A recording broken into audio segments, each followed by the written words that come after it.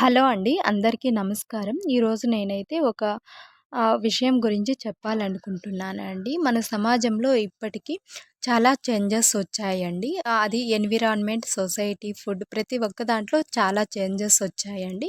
ఆహారం పరంగా అయితే చాలా మార్పు వచ్చింది. మనం ఒకప్పుడు రాగి సంగటి, జావ, చిరుధాన్యాలతో గంజి ఇలాంటివి కాంచుకొని మంచి ప్రోటీన్, హెల్తీ ఫుడ్ తీసుకునేవాళ్ళం.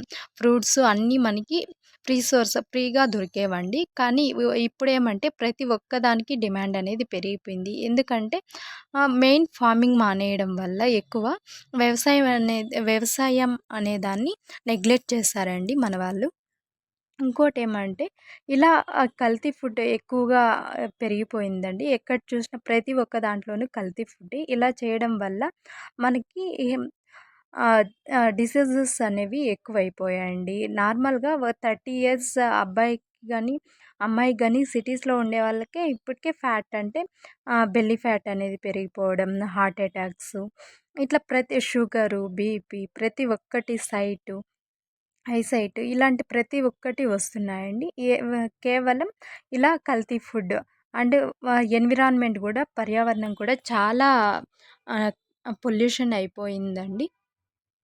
ఎందుకంటే ఎక్కువగా చెట్లు గాని నరికేసి ఆ ప్లేసెస్‌లో హౌసెస్ నిర్మించడం, రోడ్లు వేయడం ఇట్లా చేయడం వల్ల వర్షాలనేది తగ్గిపోయి, భూగర్భ జలాలు గూడా తగ్గిపోయి, ఇలా చేయడం వల్ల వానలు గూడా పడకుండా చేన్‌లన్నీ కంటే ఒకప్పుడు పంటకి 6 నెలలకోసారి, 3 మంత్స్‌కోసారి వేసే పంటలకి అనువైన భూమి కూడా వాటర్ లేక భూగర్భ జలాలనేవి తగ్గిపోయి బీడు భూములుగా మారిపోతున్నాయి. దానివల్ల ఎప్పుడో జూలైలో వర్షాలు స్టార్ట్ అయితే చెనిక్కాయలు ఇలాంటివి మాత్రమే వేస్తున్నారండి. చెనిక్కాయలు కూడా చాలా తగ్గిపోయాయి చెప్పాలంటే.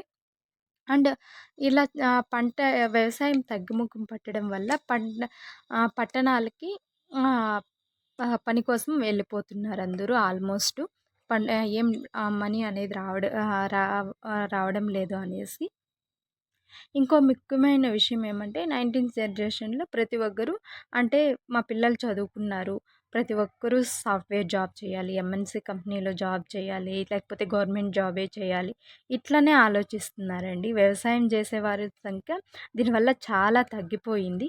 ఇలా చేస్తే ఇంకా నెక్స్ట్ జనరేషన్‌కి వ్యవసాయం అనే దాన్ని కూడా పక్కన పెట్టేస్తారు.